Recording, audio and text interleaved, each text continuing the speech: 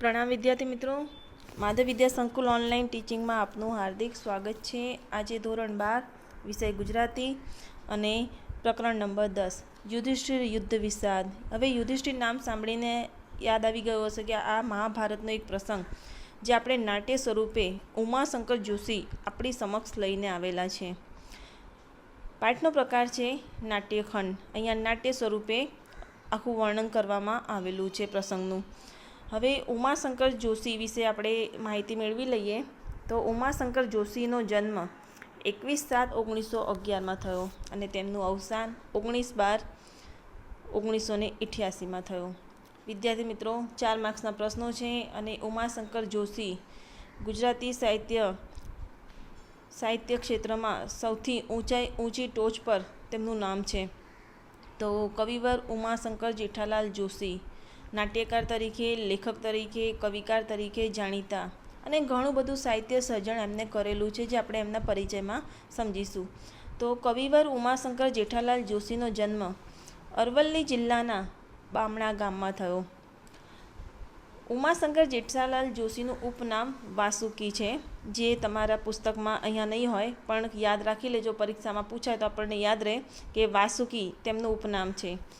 હવે તેમનું સાહિત્ય સર્જન કવિતા ક્ષેત્રે, વિવેચન ક્ષેત્રે, સંશોધન, એકાંકી, નવલિકા, નિબંધ, પ્રવાસ, નવલકથા, ચરિત્ર અને અનુવાદ તેમજ સંપાદન ક્ષેત્રે એમનું નોંધપાત્ર યોગદાન રહ્યું છે।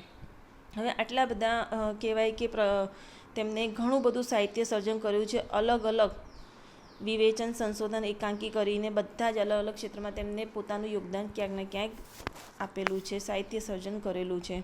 હવે વિશ્વશાંતિ, ગંગોત્રી, નિશીથ, પ્રાચીના, આતિથ્ય, વસંત વર્ષા, મહાપ્રસ્થાન, અભિજ્ઞા, ધારાવસ્ત્ર અને સપ્તપદી આ બધા જ એમને પોતે રચેલા કાવ્ય સંગ્રહો છે અને ખાસ કરીને નિશીથ કાવ્ય સંગ્રહ માટે તો તેમને એવોર્ડ પણ આપવામાં આવે છે। ઉમાશંકર જોશીનો સૌથી ખાસ કાવ્ય સંગ્રહ હોય તો નિશીથ। હું એમની નિશીથ નામનું જે કાવ્ય છે એની ચર્ચા હું છેલ્લે કરીશ। તો વિદ્યાર્થી મિત્રો, આપણે અહીંયા કાવ્ય સંગ્રહો ખાસ યાદ રાખવાના છે ઉમાશંકર જોશીના।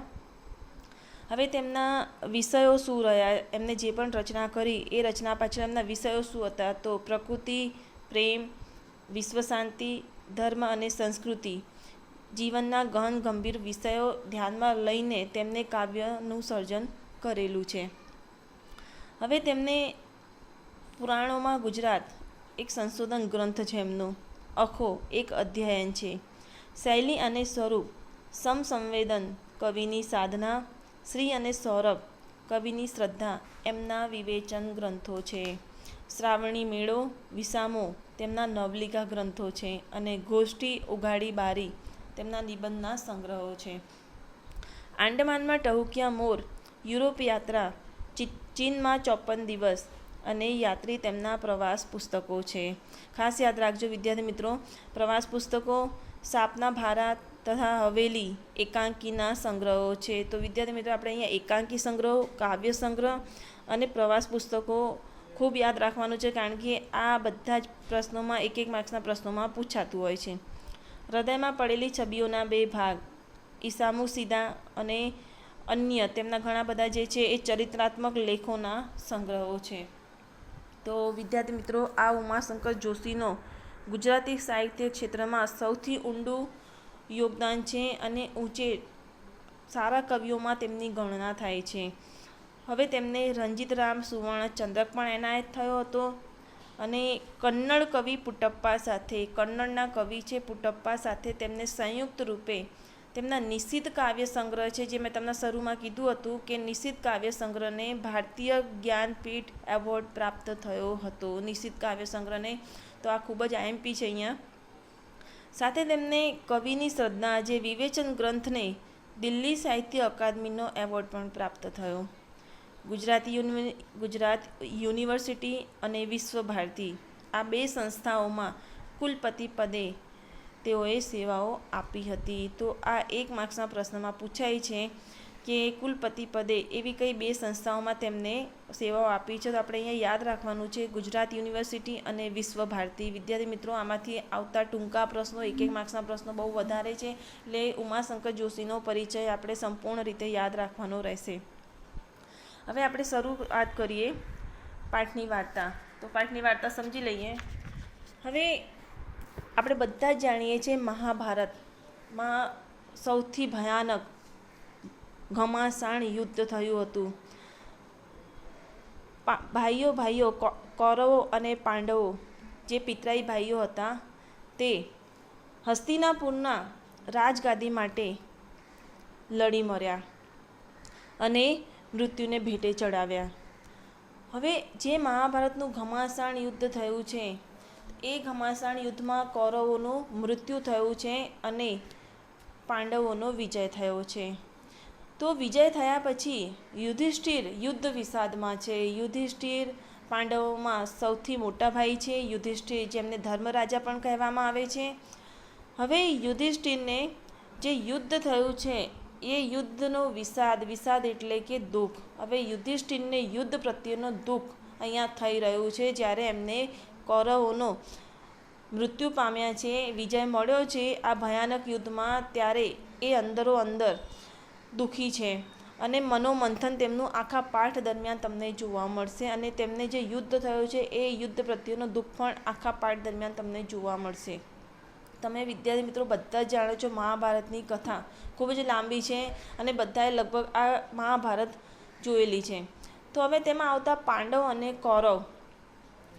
પાંડુ રાજાના 5 પુત્ર છે પાંડવ અને કૌરવ વચ્ચે ઘમાસાણ યુદ્ધ થયું. યુદ્ધનું પરિણામ તેની ભયંકરતા આપણે બધા જાણીએ છીએ. પાંડવોની જીતને અને કૌરવની હાર એ પણ આપણે બધા જાણીએ છીએ. પિતરાઈ ભાઈ એક જ પરિવારના સભ્યો હતા જે રાજગાદી માટે હસ્તિનાપુરનું શાસન લેવા માટે પાંડવ અને કૌરવ વચ્ચે વિશ્વનું સૌથી ખતરનાક યુદ્ધ રચાયું છે, થયું છે.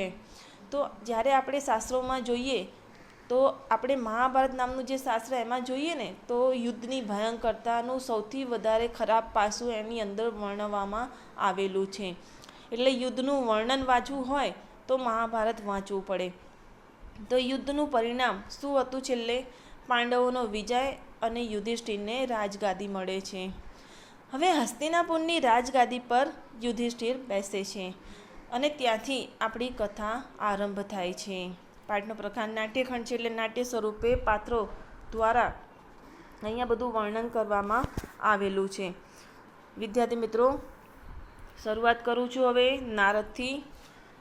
તો નારદ કહે છે કેમ કુંતી પુત્ર. હવે પાંડવો તમે બધા જાણો છો કે 5 ભાઈઓ હતા. તો યુધિષ્ઠિર, ભીમ, અર્જુન, સહદેવ અને નકુલ આ 5 ભાઈઓ હતા જે કુંતીના પુત્ર હતા. એમાં કુંતીના પુત્ર યુધિષ્ઠિર, ભીમ અને અર્જુન હતા અને પાંડુ રાજાની જે બીજી પત્ની હતી માદ્રી એની 2 સંતાનો હતી નકુલ અને સહદેવ. તો આમ થઈને 5 ભાઈઓ હતા. તો વિદ્યાર્થી મિત્રો, નારદજી કહે છે કેમ કુંતી પુત્ર, શત્રુઓનો સંહાર કરી હવે તો નિશ્ચિત બન્યા ને? પ્રશ્નાચિહ્ન. નારદે એવું કહ્યું કુંતી પુત્રને. યુધિષ્ઠિર મોઢા પર નિશૂન્યતાની રેખાઓ સાથે ઊંચું જોઈ આશ્ચર્યથી. નિશૂન્યતા એટલે સભાનતાની રેખાઓ સાથે ઊંચું જોવે છે ને આશ્ચર્ય લાગે છે. કોણ શત્રુઓ મુનિવર? હવે યુધિષ્ઠિર ખૂબ જ આશ્ચર્યપૂર્વક સાથે કહે છે નારદજીને કોણ શત્રુઓ મુનિવર? નારદજી હસ્યા વિના બોલે છે કેમ? કયા શત્રુ એટલે? કૌરવો વળી. નારદજીએ એવું કહ્યું. યુધિષ્ઠિર કહે એ જ નિશૂન્યતાની. યુધિષ્ઠિરને મોઢા પર એક પણ કરચલી પલટાવ્યા વિના. હવે એ જ સભાનતા સાથે યુધિષ્ઠિરના મોઢા પર જે કરચલીઓ પડી છે એ એક પણ કરચલી પલટાવ્યા વગર કહે છે નારદજીને મારી હાંસી કરો છો શું ગુરુદેવ? તમે આખી સભામાં મારી હાંસી કરો છો શું ગુરુદેવ? કૌરવો તો મારા ભાઈઓ હતા એવું યુધિષ્ઠિરે આખી સભામાં કહ્યું. આપને ખબર નથી? કૌરવોને અમે તો હતા પિતરાઈ ભાઈ એટલે કાકા બાપાના ભાઈ હતા અમે તો. શું તમને નથી ખબર? બધા ડિંગ થઈ ઊંચું જુએ છે. ડિંગ થવું એટલે કે આશ્ચર્યચકિત થઈ જવું રૂઢિપ્રયોગમાં પૂછાય છે. બધા ડિંગ થઈને આશ્ચર્યચકિત થઈને બધા યુધિષ્ઠિર સામે જુએ છે. દ્રૌપદી અને ભીમની દ્રષ્ટિ એક થતાં બંને આડું સ્મિત કરે છે. હવે દ્રૌપદી અને ભીમની દ્રષ્ટિ મળતા બંને આડી રીતે હાસ્ય કરી સ્મિત કરે છે. હવે નારદજી કહે છે સંયમપૂર્વક ઠીકળ કાઢવી એટલે કે મજાક ન કરવી. તો નારદજીએ સંયમપૂર્વક શાંતિથી મજાક કર્યા વગર કહ્યું, હા એટલુંય હું ન જાણું. હવે અહીંયા એટલુંય, તો વિદ્યાર્થી મિત્રો આ જે વાક્ય છે એટલુંય હું ન જાણું, તો આ પૂછાય છે નિપાતમાં. તો અહીંયા એટલુંય, તો એ શબ્દની સાથે લખાયેલો જે ભારવાચક શબ્દ ય એ નિપાત છે અહીંયા, તો ખાસ યાદ રાખજો. એટલુંય હું ન જાણું એવું નારદજીએ કહ્યું. અહીંયા વેદવ્યાસે કહ્યું બધી જ વાત લપેટી લેવા માટે. ક્રિયા કરતી વખતે ભાઈ ખરા યુધિષ્ઠિરને કહે છે જ્યારે કૌરવો મૃત્યુ પામ્યા ત્યારે તમે તેમની ઉત્તર ક્રિયા કરી રહ્યા હતા. ઉત્તર ક્રિયા એટલે હું કહી દઉં તમને કે કોઈ વ્યક્તિ જ્યારે મૃત્યુ પામે તેની પાછળ કરવામાં આવતા કર્મકાંડ, તેમની પાછળ કરવામાં આવતી ક્રિયાઓ એટલે કે ઉત્તર ક્રિયાઓ. તો કૌરવોની ઉત્તર ક્રિયા કરવામાં આવી ત્યારે વેદવ્યાસજી કહે છે ક્રિયા કરતી વખતે તમારા ભાઈ હતા એ ખરા, પણ સમ્રાગણમાં તો શત્રુ હતા ને. સમ્રાગણ એટલે કે યુદ્ધ ભૂમિના મેદાનમાં તો એ શત્રુ હતા ને. યુધિષ્ઠિર શૂન્યતાથી ઝબકી ઉઠે છે. હવે યુધિષ્ઠિર ઝબકી ઉઠે છે અચાનકથી. મોઢા પરની કરચલીનો રંગ પલટો, જે મોઢા પર કરચલીઓ હતી એનો રંગ પલટો થાય છે. રંગ પલટો કઈ રીતે થયો? તો સ્વપ્નભંગના ચિત્ર જેવું, જેમ કોઈ સ્વપ્ન જોતા હતા અને તેમનું સ્વપ્નનો ભંગ થઈ ગયો અને ચિત્ર કેવું દેખાયું એ રીતે દેખાઈ આવે છે. તો પ્રયત્નપૂર્વક તે હોશિયારીમાં આવી બેસે છે. હોશિયારીમાં આવી બેસવું એટલે કે સચેત થાય છે. હવે નારદજીએ કહ્યું હવે તો તમારો પંથ નિષ્કંઠક થયો. તો પંથ એટલે કે માર્ગ અને નિષ્કંઠક એટલે કે વિઘ્ન વગરનો થયો. નારદજીએ કહ્યું કૌરવો મૃત્યુ પામ્યા છે, હવે તમારો જે માર્ગ હતો એ વિઘ્ન વગરનો થયો છે. બધા જ યુધિષ્ઠિરે કહ્યું બધા પોતાની તરફ તાકી રહ્યા છે. એના ભાન વિના યુધિષ્ઠિર સામે બધા તાકી રહ્યા છે અને યુધિષ્ઠિર ભાન વિના કહે છે હા નારદજી, કાંઠો પગમાં બેઠો એટલે શાંતિથી કાઢવાને બદલે જોર અજમાવીને ભાંગી નાખ્યો એટલે જ અંદર ભરાઈ બેઠો. રસ્તા પરથી કાંટા જરૂર ગયા પણ શરીરમાં ઘર કરી વસ્યા. જો વિદ્યાર્થી મિત્રો, યુધિષ્ઠિરે કેવી મજાની વાત અહીંયા કરે છે. કૌરવો કાંટા હતા અને હસ્તિનાપુરનું જે શાસન પાંડવોને જોઈતું હતું એ શાસન મેળવવા માટે કૌરવો અમારા માટે કાંટા હતા, પણ એ કાંટાને મૂળથી કાઢવાને બદલે એ અંદર જ ભરાઈ બેઠો. રસ્તામાંથી કાંટા તો ખસી ગયા પણ દિલમાં કહેવાય કે હૃદયમાં ઘર કરી વસ્યા. હવે કૌરવોની જે વેરવૃત્તિ હતી એને દૂર કરવાની હતી, પણ અહીં તો કૌરવો જ મૃત્યુને ભેટે ચડાવી દેવામાં આવ્યા. તો યુધિષ્ઠિરને ખૂબ વસવસો છે અહીંયા. હવે તમે જોઈ શકો છો યુધિષ્ઠિરનું મનોમંથન કેવું છે, કેવો દુઃખ અનુભવી રહ્યો છે અહીં. તો નારદજીએ કહ્યું કેમ પૃથાપુત્ર એટલે કે યુધિષ્ઠિરનું ઉપનામ છે. વેરીઓના મૂળ રહી ગયા હોય એમ તમને લાગ્યા કરે છે. હવે નારદજીએ બહુ સરસ વાત કરી યુધિષ્ઠિરને, કેમ પૃથાપુત્ર, વેરીઓના મૂળ રહી ગયા છે? જે કૌરવો મૃત્યુ પામ્યા છે એમનું વેર હજુ રહી ગયું છે એવું તમને લાગે છે? યુધિષ્ઠિરે કહ્યું રહેવાની વાત ક્યાં, ઊંડા ઉતર્યા છે. મૂળ રહી નથી ગયા, મૂળ જે છે ને એ ઊંડા ઉતરી ગયા છે હૃદયમાં, એવું યુધિષ્ઠિરે અહીંયા કહ્યું. એમના લોહીના સિંચનથી વેર નિર્મૂળ થવાને બદલે ઉલટું દ્રઢ થયું છે. નિર્મૂળ એટલે કે મૂળ નષ્ટ થવાને બદલે દ્રઢ એટલે કે અહીંયા મજબૂત થયું છે. જ્યારે કૌરવો મૃત્યુ પામ્યા છે ત્યારે એમનું જે વેર છે ને એ હવે જતું રહેવું જોઈએ. તો યુધિષ્ઠિર એમ કહે છે કે ઊંડું ઉતરી ગયું છે હૃદયમાં. હવે એમના લોહીના સિંચનથી પણ એમને મૃત્યુના ભેટે ચડાવ્યા તો એમનું લોહી પણ વહાવ્યું, તો એમનું લોહીના સિંચનથી પણ એ વેર છે મૂળ નષ્ટ થવાને બદલે ઉલટું દ્રઢ થઈ ગયું છે હૃદયમાં. નારદજીએ કહ્યું હવે કૌરવોના વિનાશ થયા પછી તમે વેર વૃક્ષને સરળતાથી ઉખેડી શકો છો ને? ઉખેડી શકશો ને? યુધિષ્ઠિર શાંત જોઈ. યુદ્ધમાં તમને જય મળ્યો એથી જુઓ ને, અમારા બધાનો તો હરખ માતો નથી. નારદજી બહુ સરસ વાત અહીંયા કરી રહ્યા છે કે હવે કૌરવોનો વિનાશ થયો. જે વેર વૃક્ષ હતું, જે દુશ્મનાવટ હતી, હવે એ તમે હૃદયમાંથી સરળતાથી ઉખેડી શકો છો, કારણ કે કૌરવો મૃત્યુ પામ્યા છે. યુધિષ્ઠિર બિલકુલ શાંત જોવે છે નારદજી સામે, અને યુદ્ધમાં તો તમને જય મળ્યો છે એવું નારદજીએ કહ્યું. જુઓ ને, અમારા બધાનો તો આનંદ સમાતો જ નથી, એવું નારદજી આખી સભા વચ્ચે કહેતા હોય છે. યુધિષ્ઠિરે કહ્યું, જય? પ્રશ્નાર્થ ચિહ્ન છે. જય? જય કેવો? અહીંયા આશ્ચર્ય ચિહ્ન મૂકવામાં આવ્યું છે, ઉદ્ગાર ચિહ્ન છે, કારણ કે યુધિષ્ઠિરને ખૂબ નવાઈ લાગે છે કે જય? કેવો જય? ભગવાન, મસ્કરીમાં વિજય કહેતા હો તો બરોબર છે, મજાક કરતા હો અને એમાં તમે મને વિજય કહેતા હો તો બરોબર છે, મને તો આ વિજય પરાજયથી પણ આકરો લાગે છે. હવે આકરો એટલે કે કઠિન લાગે છે. મહા મુશ્કેલીથી આ રાજગાદી મળી છે. હવે આ રાજગાદી મળી છે, એમાં પાંડવોએ મૃત્યુના મુખમાં જઈને આ વિજય પ્રાપ્ત કરી છે એવું કહેવાય.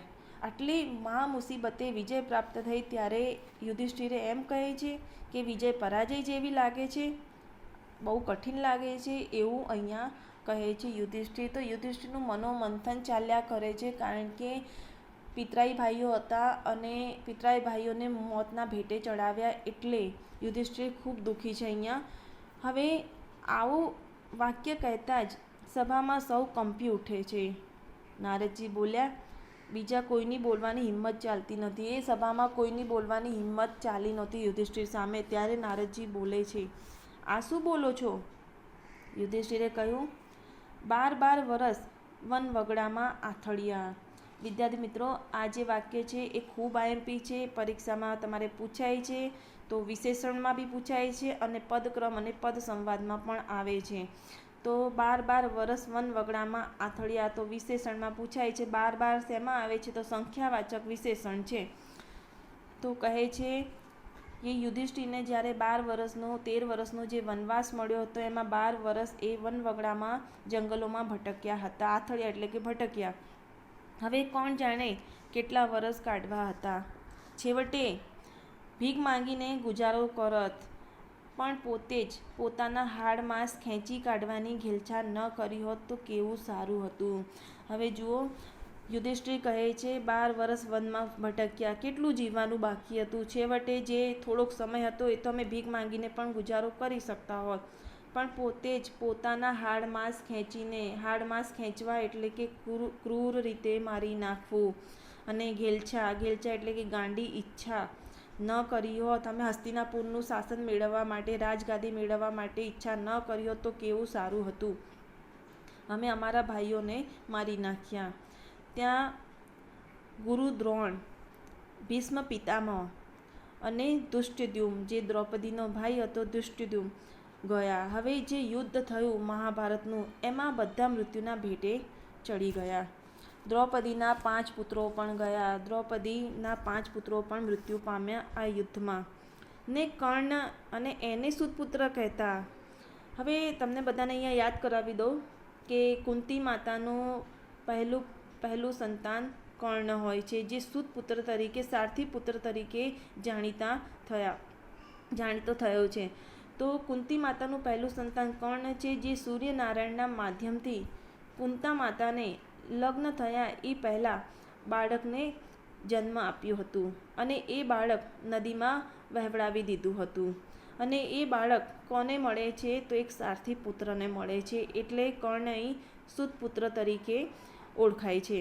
તો આમ તો એ કુંતી પુત્ર જ હતા, પણ અહીંયા યુધિષ્ઠિરે એમ કહ્યું, કર્ણને અમે સુતપુત્ર કીધું છે, એ મારો જ્યેષ્ઠ ભાઈ હતો. આમ જીભ કપાઈ કેમ ન પડી? મારી આ જીભ કહેતા કપાઈ કેમ ન પડી? યુધિષ્ઠિર એમ કહે છે, અમારા મોટા ભાઈના પણ અમે ન રહ્યા, અમારા મોટા ભાઈને પણ અમે મારી નાખ્યા. કેટલાકનું લોહી રેડી નાખ્યું. લોહીના રંગથી રંગેલી રાજલક્ષ્મી જોઈને મને કંપારી આવે છે. હવે લોહીના રંગથી સ્વજનોને મારી નાખ્યા, સ્વજનોના મૃત્યુથી, એમના લોહીથી આ રાજગાદી રંગેલી દેખાઈ રહી છે યુધિષ્ઠિરને. તો આ રાજલક્ષ્મી એટલે કે સિંહાસન પર બેસવાની મને ઈચ્છા જ નથી, એ જોઈને મને કંપન અનુભવી રહ્યા છે યુધિષ્ઠિર. નારદજી કહે, અરે રાજલક્ષ્મી તો રાત દિન ઝંક્યા કરી છે. તમે રાજગદ્દી મેળવવા માટે તો રાત દિવસ ઝંખનાઓ કરી છે, ઈચ્છાઓ કરી છે, ને આજે શું બોલો છો? વનમાં ને રણમાં, મહેલમાં બધે તમે તેના જ સ્વપ્ન સેવતા હતા. તો અહીંયા સ્ટોપ કરીએ વિદ્યાર્થી મિત્રો. નેક્સ્ટ વિડીયોમાં આપણે આગળ વધીએ. પ્રણામ વિદ્યાર્થી મિત્રો.